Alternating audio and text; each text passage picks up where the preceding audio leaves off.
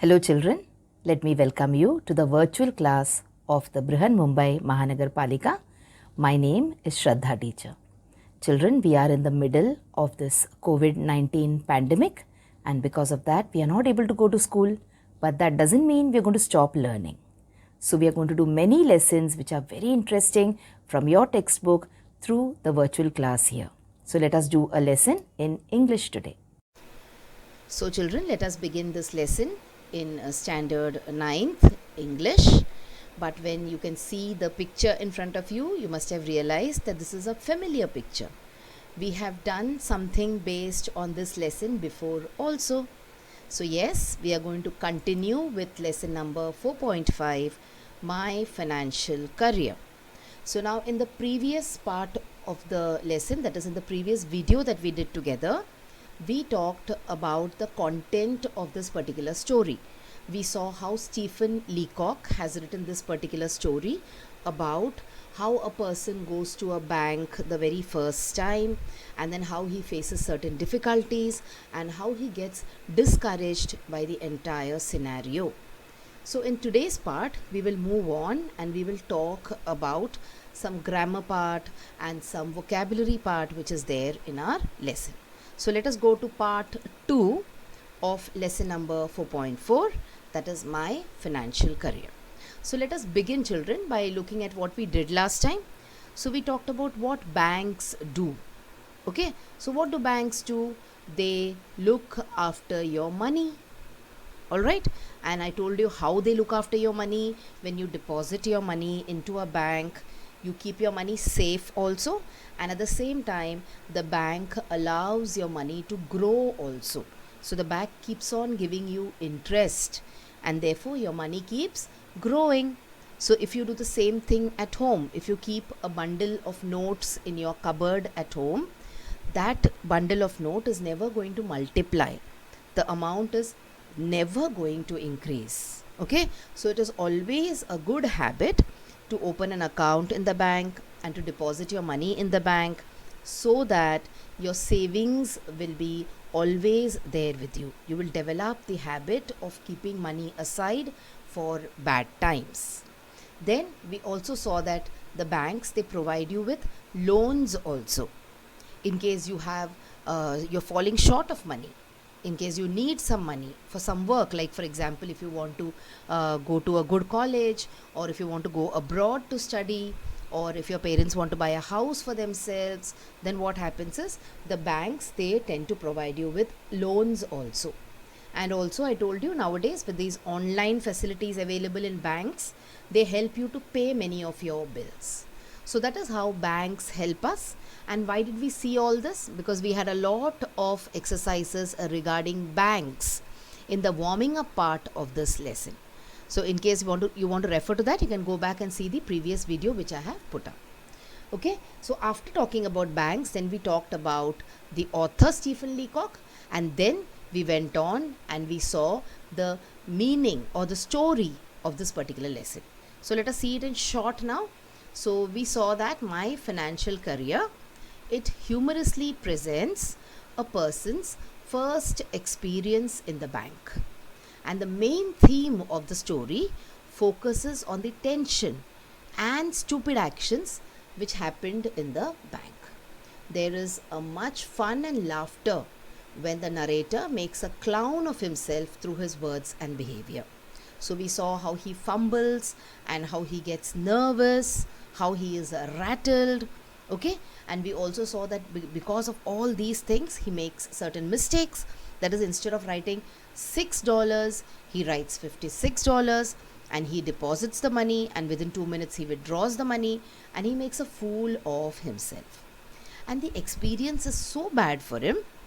Why? Because he hears people laugh at him. No one likes to be laughed at. Okay, if someone makes fun of you, you feel very demoralized. So when the people in the bank, they laugh at him, he gets so demoralized that he decides that whatever money he has, he's going to keep it in his pocket. And whenever he's going to collect some or save some silver coins for himself, that he's going to hide it in his sock. So this is how the story ends with the narrator really disheartened, and he doesn't want to have anything to do with any bank now. We also discussed that this is not a good thing to do. Alright, you may have had a few bad experiences, but that doesn't mean that the entire situation is bad. Okay, so after discussing all that, we arrived at the conclusion that this lesson somehow indicates to the readers as to how banks and bankers behave in those times when Stephen Leacock has written the story, and in today's times as well. So wherever you go, it is not only a bank, but wherever you go, if you have a lot of money, then you are given attention, you are given respect. So it is as if human beings do not have any respect. It is only the money that they have which has got respect. Okay, so it indicates to readers how banks then and even now are only concerned with the rich who come to the bank, who come to bank their money, and the middle class and the struggling poor are always ignored. So this is how we talked about the lesson, and we ended the lesson here. Now children, let us go to the English workshop part of your lesson. So always we see that our lesson is divided into 3 parts. We have the warming up part in the beginning, then we see what the content of the lesson is, and then we go to the English workshop part. So come on, let's proceed to the English workshop part and see the first that is, we'll talk about meanings which are there in the lesson. So the first meaning that we are going to see here is rattled. So when someone is rattled, it means someone is very nervous. So which are the situations in which you get rattled or you get nervous? I get very nervous when I go to see a doctor or when I go to a hospital. Okay, that is the time when I get very rattled. Some of us, we get rattled when we have to go to a new place. Some of us get rattled when we have to write an examination. So it depends on the situation. So when you're getting rattled, it means you're getting very, very nervous. Okay, then you have a person who's J. So who's a person who's J? A person who talks foolishly is called as J. Now in Hindi, we have in India, we have people who are called J. Alright, but here it is J. So a J is a person who keeps on talking, and the talk is most of the time foolish talk. That is talk which has got no head or tail. Let's go to the next meaning now. So sepulchral. This word is sepulchral. Now these are words which are used very, very, you can say not often. Okay, we use it very rarely. So for sepulchral, there is another word which is gloomy or sorrowful. So you can just say sad. You need not say I'm feeling sepulchral today. You can say I'm feeling gloomy, I'm feeling sorrowful, or I can feel I'm feeling sad today. But see, this is a text which has been written almost a century ago, and at that time and now the use of English language has kept on changing. We use English language more as a functional language. That is, we use it so that people understand us. Alright, we do not believe in using big words. We just want English to be used as a medium of communication. But writers who wrote in English, it was their mother tongue, they were native speakers of English, so they used to use such big words. So nothing, sepulchral means I was feeling sad, or I was feeling gloomy, or I was feeling sorrowful. Okay, and the last meaning we'll see is reckless.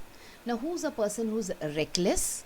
Someone who's careless or someone who's rash is called as reckless. Now this word reckless is usually used for people who drive carelessly. So we say he was driving very recklessly and that led to an accident. Okay, so we say rash driving, we say reckless driving. In a way, it means not paying attention to any rules and regulations or disobeying rules and regulations and then leading to something which is wrong. For example, if it is a car, if you're driving a car and you're reckless, then it will lead to an accident. So these are some of the words which are there in the textbook. Let us move on to the next exercise here. So here we talked about meanings, that is synonyms, and now we are talking about antonyms. So let us find out some antonyms from the textbook. So we have 6 words here. 3 I will give you, and the other 3 you're supposed to find out yourself. And whenever you're supposed to find out an answer yourself, what are you supposed to do? Yes, you're supposed to read the text. Remember, now you are in the 9th standard. Next year you will be in the 10th standard. So whatever questions will come up in your exams are all textual questions. Okay, so please pay attention to the text. Please read the textbook time and again. So from the lesson, you are supposed to find out antonyms or opposite words for the following words. So let us take A, B and C first, and D, E and F, I will leave you all to do it. Okay, so come on. Afterwards is what? Beforehand. I came to know about something afterwards, and I came to know about something beforehand. Spending. Opposite of spending is saving. Opposite of careful is irresponsible, or you can also say reckless. Okay, so these are the 3 answers to the 3 questions here. The remaining 3 you're supposed to solve it yourself. Moving on, let's come to the next part where we will do an exercise in comprehension. Once again, you're supposed to fill in the blanks choosing the appropriate word or idiom from the lesson. For this, again, the most important thing for you is that you have to go back and read the textbook properly. So again, we will be doing 3 here together, and the remaining 3 I will leave it to you. So, the dash solved a mysterious crime. Who solved the mysterious crime?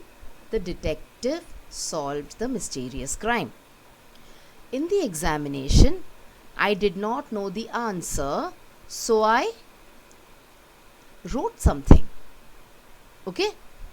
He was dizzy and he dashed into the room, and he shambled into the room. Now, what is the meaning of shambling here? Shambling means dragging your feet. That is pulling yourself somehow with a lot of difficulty. So see, this person was dizzy. Dizzy means he was feeling faint, and so he shambled. He dragged himself into the room. So these are the 3 answers for you. The remaining 3 questions are for you to solve. So while arguing with elders, he had dash. The sight of a snake, dash. As soon as I dash out of my home, I greet my family. Okay, so this is exercise 2 here. Now the next exercise that we are going to do is an exercise in grammar from your textbook. So children, let us talk about this point in grammar called as direct and indirect speech. Now we have all studied about active and passive voice before. So this is a concept which is very, very similar, very, very close to the concept of active and passive voice. Alright, so let us try and understand today what the meaning of direct speech is, what the meaning of indirect speech is, and then we will also talk about some rules or some concepts that you have to keep in mind when understanding about direct and indirect speech. We will also talk about transformation, that is how you can convert a sentence from the direct speech to the indirect speech, and then we will try and do certain example sentences also. Alright, so come on, let's go to this grammar point called as direct and indirect speech. So what is direct speech and what is indirect speech? Let us understand. So direct speech reports someone's wording. Wording means exactly what someone said. So direct speech is responsible for reporting someone's wording. So if he has said yes, then that will be there in the direct speech. If he has said no, that will be there in the direct speech. If he has said I, that will be there in the direct speech. So whatever someone is saying, word to word, when that is written, that is called as direct speech. So what is indirect speech? Indirect speech reports someone's meaning. So I need not pick up and repeat each word which has been said by someone, but I am just conveying the meaning of what someone said. So hope this is clear. So direct speech means exact words. Indirect speech means meaning. Alright, so this is the most important thing or most important point you have to remember when you talk about direct and indirect speech. Moving on, let us talk about the meaning of these two concepts. So what is direct speech? Direct speech is saying what someone said without any changes. Okay, so we saw direct speech means exact wordings. So we are saying what someone said without making any changes. So we use quotation marks to indicate what a person said.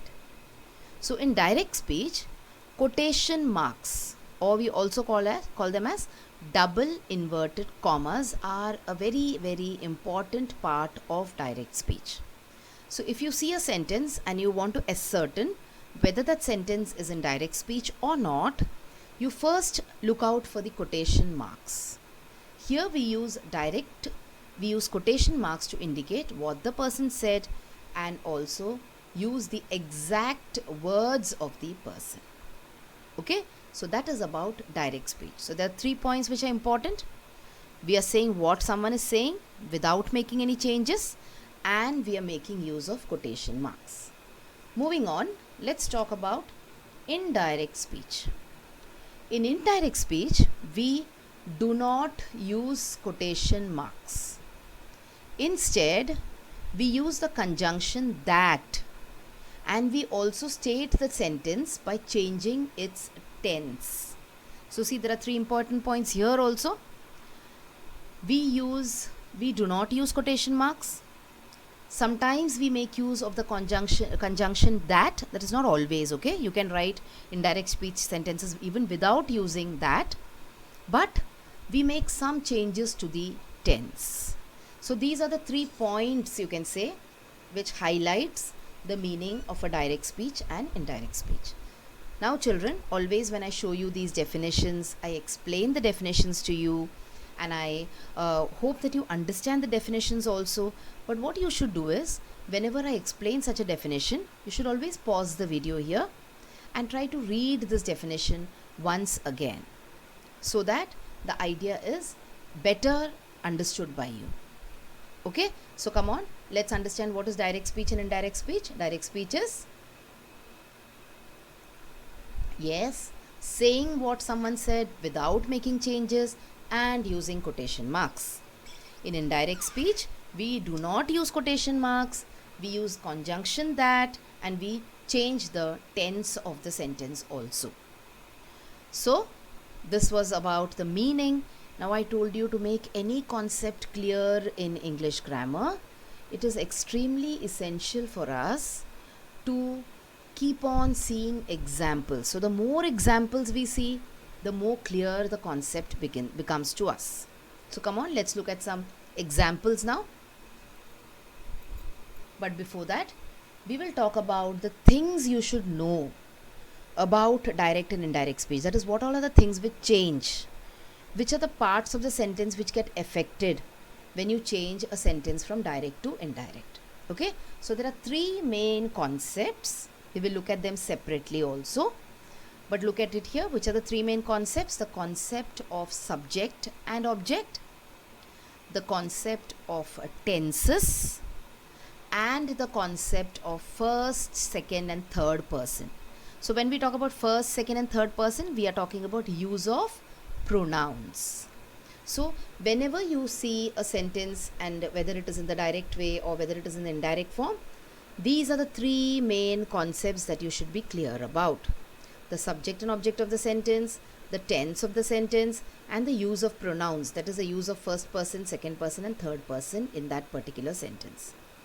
Let us try and see what these 3 concepts are in short, because we have learnt about what is subject and object, we have learnt about what are tenses, and we have also learnt about pronouns, the first, second, and third person in detail.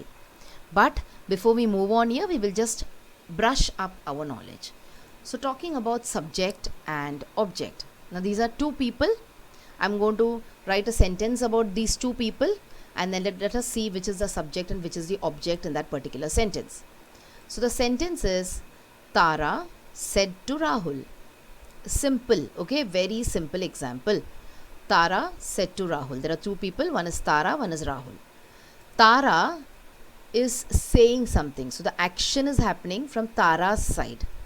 That is why Tara is the subject. Okay? So when the person is doing something, that person who does something becomes the subject of the sentence. Of course, said is the verb, and we come to Rahul now. So Rahul is at the receiving end. That is, Tara is saying something to Rahul. Rahul is at the receiving end. So Rahul here is the object. Okay, so this is the simple concept of subject and object. When we have learnt about sentences and types of sentences, we have learnt about these concepts of which is the subject, which is the verb, which is the object, etc. in the sentence.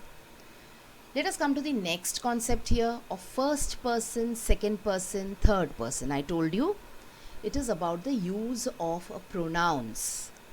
So first person and second person is when two people, A and B, are talking to each other. They are present in front of each other. So A will be the first person. A will say I, A will say we, me, us, my, mine, ours, etc. will be the kind of pronouns used by the first person. The second person who's present there with A will use pronouns like you, yours, etc. Okay? Who's the third person? Now the third person is C, person number C, whom this A and B are talking about, but that third person is not there on the present situation. So first person and second person are face to face with each other. Third person is absent from the scene. But these two people are talking about him or her. So the pronouns they use will be he, his, him, her, hers, she, it, its. Okay? So this is about the use of pronouns in the first person, second person and third person. Now we move on and we look at tenses. So these are the three concepts which you should be clear about when you're going to talk about direct and indirect speech or direct and indirect form. Okay? So tenses is what? Tense means the time at which the action is performed is called as the tense of the action. So the tenses are mainly of three types. That is the present tense, the past tense and the future form. So something which is happening now is the present. Something which has already happened before now is the past. Something which we think is going to happen in the future is future. Alright? At a later date. And this is also subdivided into simple, present continuous, present perfect and present perfect continuous. Then you have past simple, past continuous, past perfect and past perfect continuous. And in the same way for the future also. So in a way, we are talking about three tenses, but we are also talking about 12 categories of tenses. Okay? So when we talk about present, we have 4 types of present tense. We talk about past, we have 4 types of past tense and so on. So now that the idea of what is subject, what is object, what are the use of pronouns like and what are tenses is clear to you, let us move on and see some examples. So see, this is the first person here and this is the second person, the boy. So the first person says, open the door. So you can see the inverted commas here. So this is direct speech. The boy did not hear him. So he says what? Whereas the third boy which is present in the class, the third person, he is telling this boy, he told you to open the door. So see, open the door is direct speech. He told you to open the door is indirect speech. Has the meaning of the sentence changed at all here? Not at all. The meaning of the sentence has not changed at all. Okay? Open the door in the direct speech becomes he told you to open the door. I hope this example is clear. Let us take one more example. of direct speech, where a dad is telling his son. What is the dad telling his son? He's telling him, I will buy a laptop for you. So see, the father is telling the son, I will buy a laptop for you. Of course, the son is very happy to hear it. And what do you think the son will do? The son will go and tell all of his friends. Okay? The son will tell his friends what his dad told him.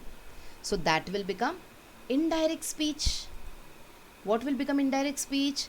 The son telling his friends what his dad said will become indirect speech. So now how will he say it? He will say to his friends, my dad said he would buy a laptop for me. See how you has become me, how will has become would, how I has become he. Okay, so this is how the words change when you change the sentence from direct speech to indirect speech.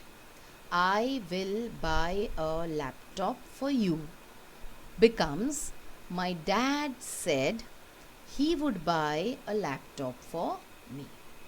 Alright, so these were some examples of direct and indirect speech. Let us move on and let us look at some more examples here. Now, I said, I have done my homework. This is an example of a sentence in direct speech. Now, how will you change it into indirect speech? You will say, I said that I have done my homework. So, if you look here, it is the first person speaking, I. So, I remains I, have remains have, done remains done, my remains mine, and work remains work. So, the first person is talking about himself. Let us now see the next example. You said, I have done my homework. So, this is direct speech. Now, pay attention to how the pronouns change, okay? You said that. Now, see, I has become you. My has become your. So, you said that you have done your work. Okay? So, I just want you to take a look at how the speech changes when it is first person, second person, third person. So, I was in the first person. There are not too many changes. We have just let go of the inverted commas. In the second one, certain pronouns are changing.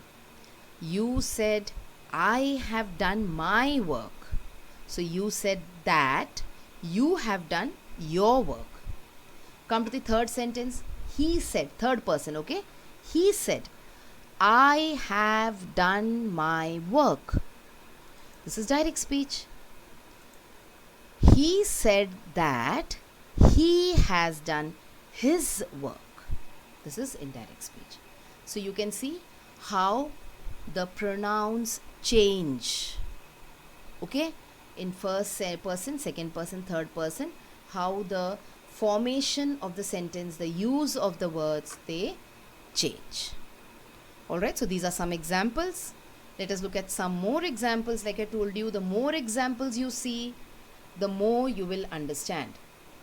So direct speech is, she said, I can swim. Now we are looking at the changes which may happen in the verbs. Okay, can, must, may, shall, will. So she said, I can swim. It will be, she said she could swim. So can is an ability here. It becomes could. Okay. She said, I must go. It will become, she said she had to go. Obligation, had to. Next one, she said, I may drive there. So the may becomes might here. She said, she might drive there. She said, shall we start? She asked if we should start. Now, why have I written asked here? Because see, shall we start is a question, and we usually ask a question. So, you see, the more examples you see, the more you will understand, I said. So, she said, shall we start? She asked if we should start. So see, the asked word said here has changed to ask. She said, I'll call you. She said she would call me.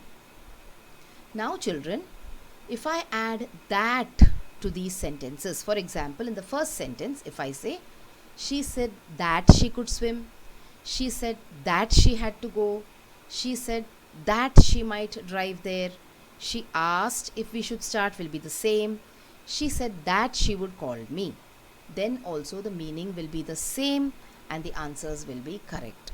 So you can use that, the conjunction that can be used at certain points. In certain cases, if you do not write that, even then it will be correct.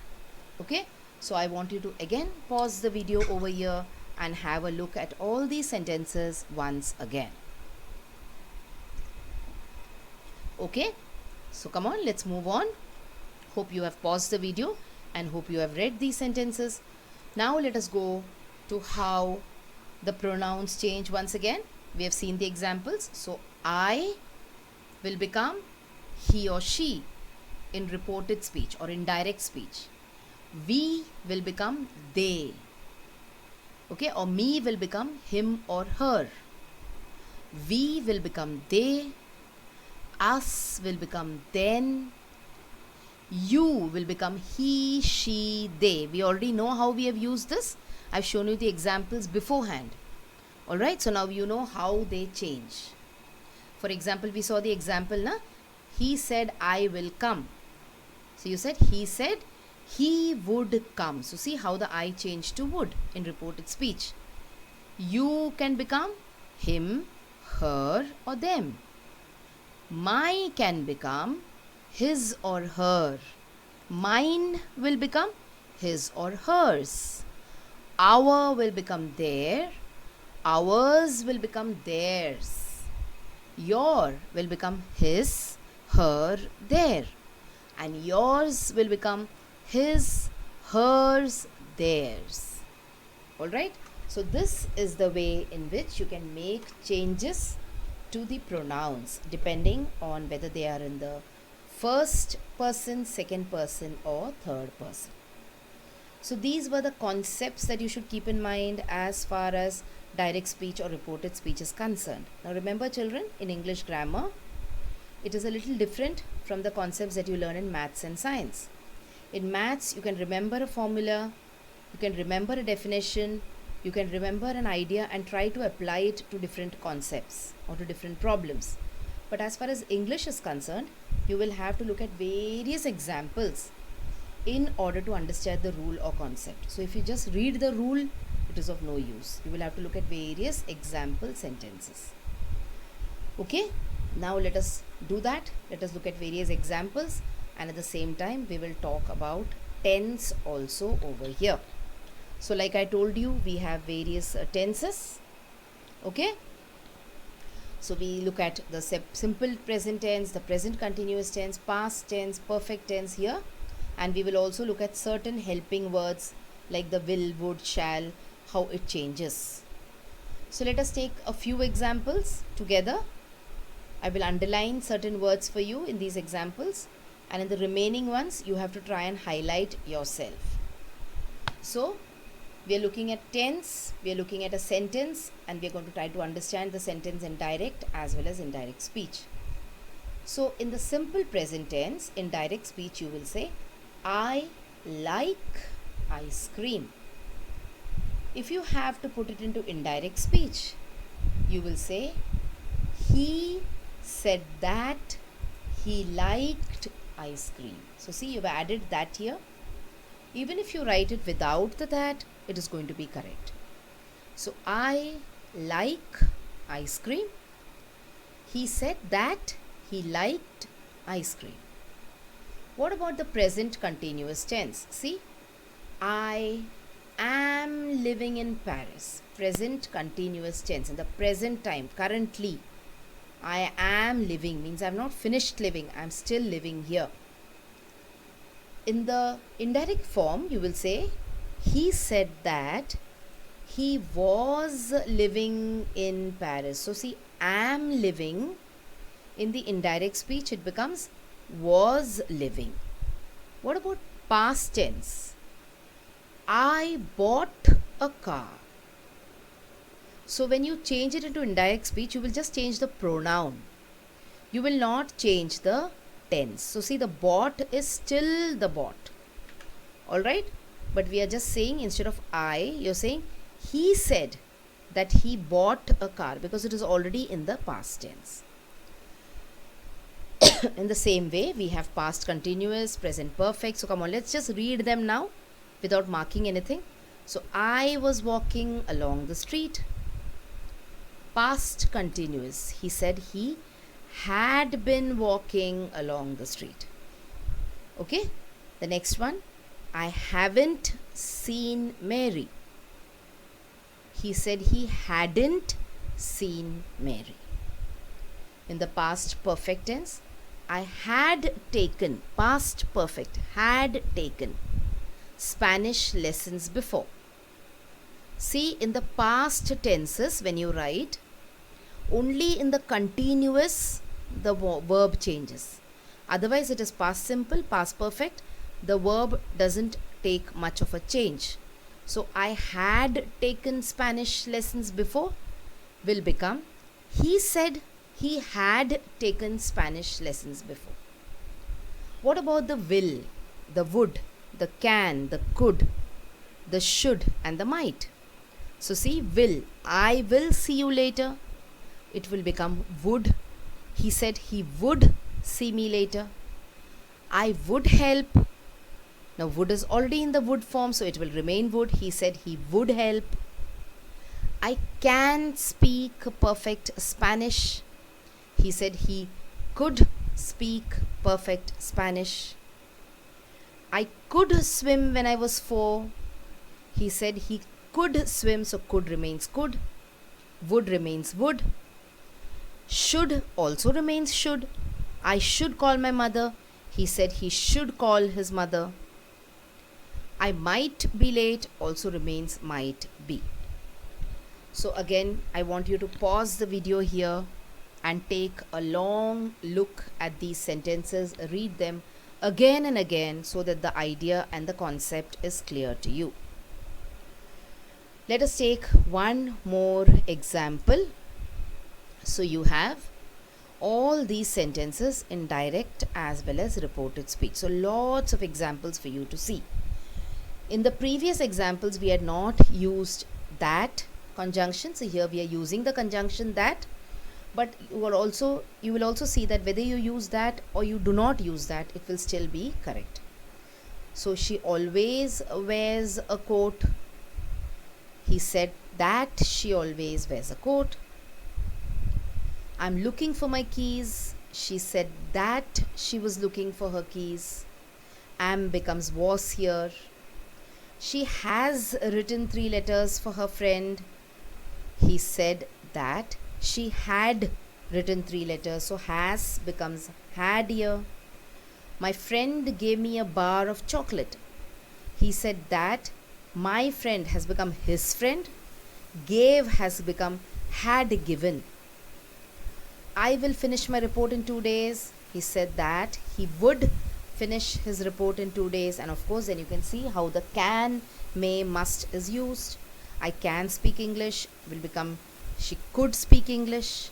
I may invite them to dinner has become she said that they might invite them to dinner. Must will become had to. I must go to the bank and get some money. She said she had to go to the bank and get some money. And finally, have to will become had to. I have to submit this assignment by 3. She said that she had to submit this assignment by 3. Okay, so these are as many examples as possible that we could see about direct and indirect speech. Now we will go to certain examples. I've picked these example sentences at random from your textbook. So let us see how you will change these sentences which are in direct form into indirect form. You can do the example in vice versa also, that is, if a sentence is given in indirect form or in the indirect way, you can also change it to direct. Okay, So direct speech can become indirect speech, or indirect speech can become direct speech. You should need to change it. So look at this particular sentence. What do you think the form of the sentence is? Is it direct speech or is this indirect speech? Yes, this is direct speech. How did you recognize that? Because of the inverted commas. Okay. So can I see the manager? I said. Certainly, said the accountant. So how will I change this? I will say, I asked the manager whether I asked the accountant, whether I could see the manager. The accountant replied that I could certainly do so. See how many changes have happened? Can I see the manager is a question. That is why I have changed the sentence when I am making it into indirect, and I have said, I asked the accountant. Because if I say I said to the accountant, it will be wrong because I am asking a question. I asked the accountant whether I could see the manager. The accountant replied that I could certainly do so. So the second part of the sentence, certainly, said the accountant. So what is the accountant doing? He is replying to you. So even if I write the accountant said that I could certainly do so is correct, but I have tried to make it more correct by saying the accountant replied. Alright? Because they are two parts of the same sentence. If they were differently given, then I would have said the accountant said that I could certainly do so. But here it is a reply which is given to a question which has been asked. Okay? Next. Good morning, I said, and stepped into the safe. Come out, said the manager coldly. Again, we are into a conversation where one person is saying something and the other person is also saying something else. Let us see how we can change this into indirect speech. I wished the manager a good morning. Again, see, the said, I am changing it into the word wished. Why?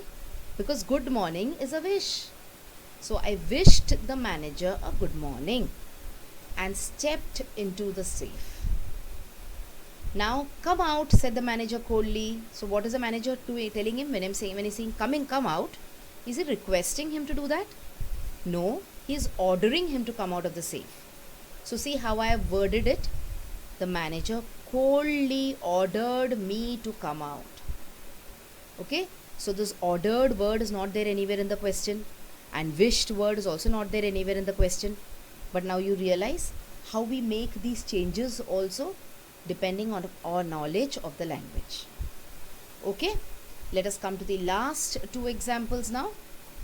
So we have the words seemed to mean, let us do this painful thing while the fit is on us. So it becomes, the words seemed to mean that they should do, let us means they should do that painful thing while the fit was on them. So just see where all the changes have happened. We have said us in the question and they in the answer.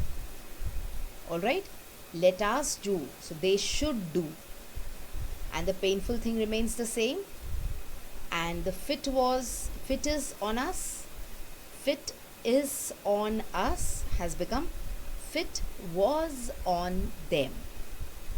Okay, so this is one more change. Let us go to the last example sentence here. What? Are you drawing it all out again? He asked in surprise. Yes, the whole thing, I said. How will I change it? He asked me in surprise whether I was drawing it all out again. So instead of what or that, I've used whether here. I replied in the affirmative and confirmed that I was drawing out the whole thing. So see here, yes, the whole thing, I said. These are just 6 words, but when I have changed it into indirect speech, I have written a really long sentence. I replied in the affirmative. When I said yes means I replied in the affirmative, and confirmed. When I'm saying yes means I'm replying in the affirmative and I'm confirming that I was drawing out the whole thing. Okay, children, so this was about the two kinds of speech in English language, that is direct speech and indirect speech. Indirect speech is also referred to as reported speech. So when we talked about direct and indirect speech, we talked about the various concepts, or the three main concepts about subject object, about tense, and about use of pronouns, that is first person, second person and third person, that we should remember. And we also did a number of examples in which we saw how a sentence is changed from the direct form to the indirect form. Okay, so this was part 2 of the lesson, My Financial Career. In this part of the lesson, what did we do? We did certain exercises based on vocabulary, and then we did this exercise based on grammar. So that is all for today, children. This is a rather long video, I suppose, and there is a lot of things also which you can learn in this video. So hope you have enjoyed this video. Thank you so much.